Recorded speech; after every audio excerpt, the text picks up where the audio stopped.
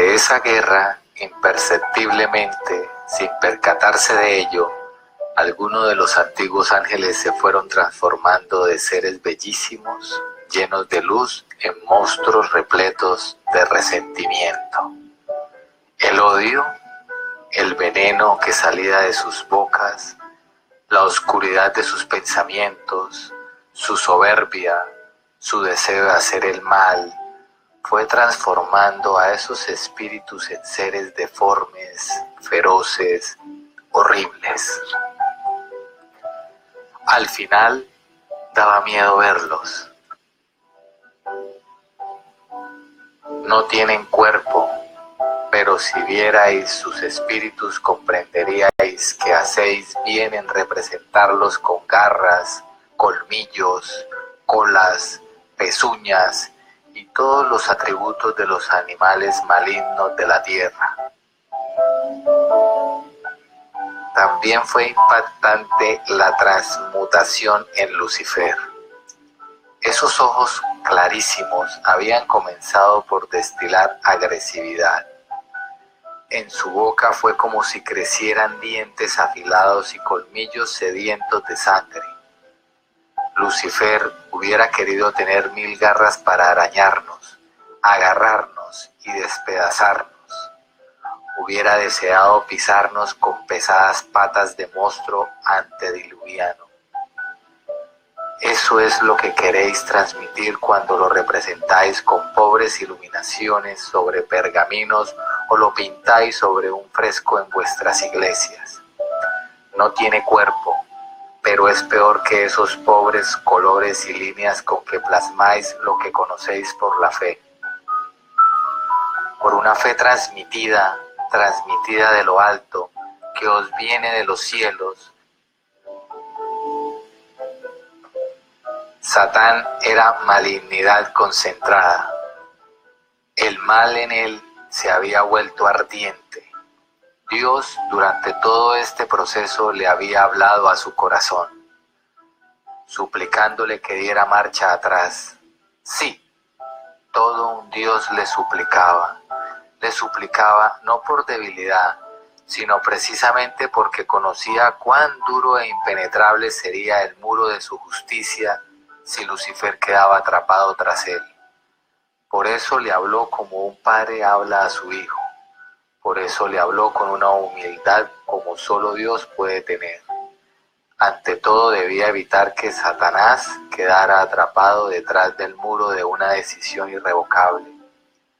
Pero el maligno había acorazado su corazón, había echado 7 cerrojos en cada puerta de su voluntad, había cubierto de hierro cualquier apertura a su conciencia.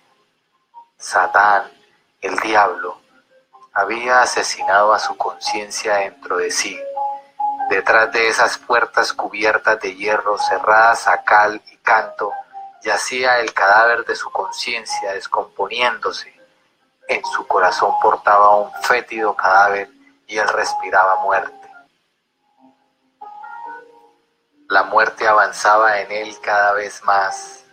Él no podía dejar de existir, no podía morir en ese sentido, pero él deseaba la muerte de los ángeles que le torturaban con sus razones, con sus recriminaciones, con la amenaza de la ira divina, con el recuerdo de su santidad primera. Sí, él había sido santo y ahora se revolvía en el lodazal de su inmundicia. No bastaban los discursos si quería vencer. Había que imponer disciplina, había que ofrecer una sensación de fuerza, no de debilidad. Lo que hicieron los millones de ángeles rebeldes es difícil de explicar para los humanos que conocen nuestro mundo. Pero lo que vieron nuestros ojos es algo parecido a lo que pasó con el Tercer Reich en la Alemania nazi. Había nacido un nuevo orden, nuevas jerarquías surgieron, los niveles no se basaban solo en la inteligencia, el mal pasaba a ser considerado un elemento a tener en cuenta. Ángeles malvados fueron elevados sobre otros muchos, surgía una jerarquía de la iniquidad. Hubo cosas que no comprenderíais, pero que solo se pueden comparar a los grandiosos desfiles como la Alemania nazi. La sociedad de los rebeldes tuvo magníficas demostraciones de fuerza que enardecieron a los espíritus, que les llenaron de una embriaguez satánica. Es sorprendente lo que puede lograr el poder de millones de individuos lanzándose decididamente en una dirección. Se impuso una disciplina. Los ángeles, además de conocimiento, tenían poder. Los poderosos se impusieron sobre los débiles. Se implantó una tiranía. Sus lazos eran no materiales, pero muy reales, cadenas del espíritu, pero al fin cadenas. Así unos pocos podían dominar a muchos que se dejaban dominar con mayor o menor aquiescencia. Los más fieles de los demonios juraron por lo más sagrado seguir al gran guía diabólico, el cual ya era un dragón. El ejército de las tinieblas se fue tornando poderoso, firme y disciplinado. Atacaban en grupo el orden pacífico de los ángeles. Imaginaos el orden de un sistema solar con sus planetas y satélites. Las hordas de los demonios podían irrumpir con salvajismo en medio de esa armonía, extendiendo sus aullidos, su caos, el miedo. Leviatán se sintió fuerte, era el momento de su máximo poder. A los ojos de millones de ángeles, él era Dios, el nuevo Dios, el Dios de la fuerza, el Dios de la razón, frente a una divinidad silenciosa que imponía una doctrina de amor infantil, de humildad, de virtud. Satán había propuesto una alternativa, un nuevo reino, un orden nuevo, toda una nueva doctrina con las prodigiosas mentes que le habían acompañado. Satán había propuesto un nuevo reino, ahora lo imponía. En el ápice de su poder, en lo más oscuro de la noche, con su cola el dragón arrastró a la tercera parte de los ángeles. Una tercera parte de las estrellas cayeron. El resto con todas sus fuerzas resistieron el poder de la duda. De entre estos, bastantes tuvieron que emplear toda la energía de su voluntad para no dejarse arrastrar en una espiral de odio. No debían replicar con el mismo lenguaje. Devolver mal contra mal era un modo de empezarse a convertir en algo parecido a él. Algunos, en la defensa del bien, se habían dejado llevar por el lado de las pasiones desatadas. Por eso, también algunos defensores de la verdad mancharon sus espíritus inmaculados, como ahora comprobaban millones de espíritus. El pecado era mucho más pegajoso de lo que habían pensado. Se ramificaba, se extendía como un virus y anidaba en los corazones de aquellos que menos lo hubieran pensado. La duda y la desazón eran generales. Las verdades más firmes parecían derrumbarse. ¿Y si en Dios había anidado también alguna semilla del mal? ¿Y si Dios era débil? Una tercera parte de los ángeles cayó. La sensación de derrota se enseñoreó de aquel mundo en esa hora desgraciada. El dragón era fuerte, era el momento más oscuro de la noche, y en medio de ese triunfo de la sinrazón, el silencio de Dios. Todos los buenos se volvían hacia esa luz que se ocultaba tras las nubes. Sus rayos de luz eran bellísimos, pero silenciosos. ¿Se quedaría inmóvil hasta que todo fuera destruido? Pero él observaba todo. Se escucharon muchas oraciones dirigidas hacia el altísimo trono de Dios para que actuase. «Haz algo, Señor», le suplicaban. «Haz algo. No permitas que el mal siga avanzando». Los perversos alzaban el rostro y el puño y proferían terribles blasfemias. sacrilegios que horrorizaban los oídos de los cándidos espíritus. Se tapaban los oídos para no escuchar.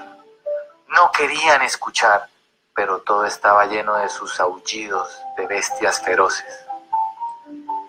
Era el momento más amargo, con una tercera parte de los ángeles caídos en el error, aunque solo una pequeñísima parte en el odio. Solo una pequeña cantidad de espíritus caídos se habían malignizado hasta convertirse en demonios.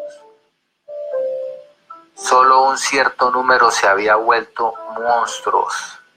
Solo de las bocas de ese número de malditos se destilaba el veneno.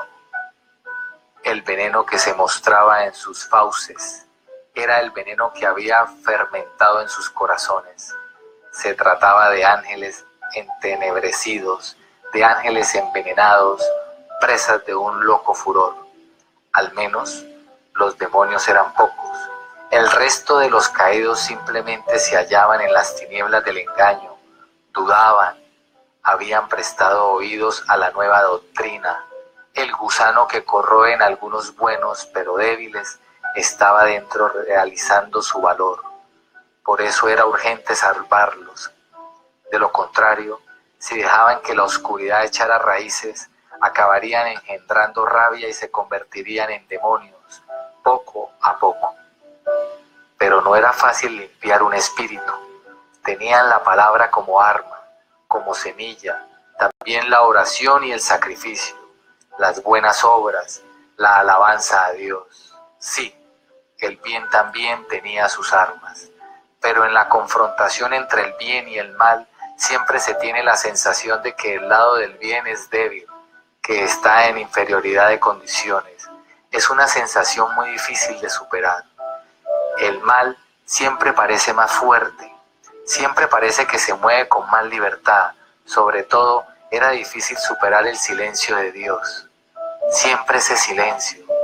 Muchos pensaron en ese momento que los demonios podían vencer, que por alguna extraña razón que no comprendían, el mal podía vencer al bien.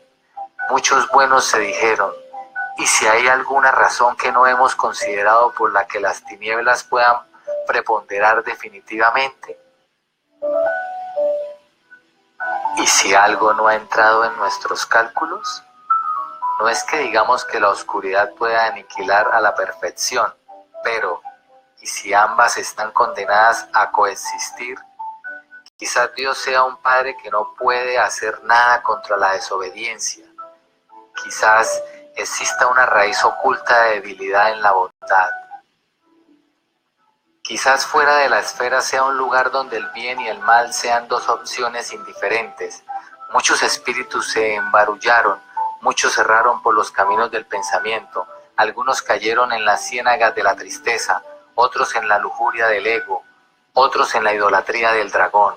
Algunos se perfeccionaron en el arte de dominar a otros espíritus y se deleitaban en forjar esas cadenas, en cazar ángeles, en sus redes de pensamiento.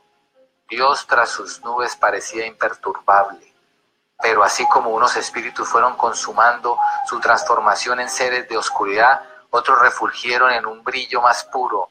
Los cielos eran un campo de batalla, en medio del desorden se mantuvieron espacios de armonía, eran islas donde la fidelidad se preservó, ángeles unidos que mantuvieron sus vínculos de fidelidad entre sí bajo la obediencia de Dios.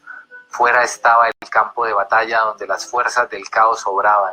En ese campo de lucha, entre muchos indecisos, entre muchos débiles, los peores se satanizaron y los mejores se divinizaron para la acción de la gracia.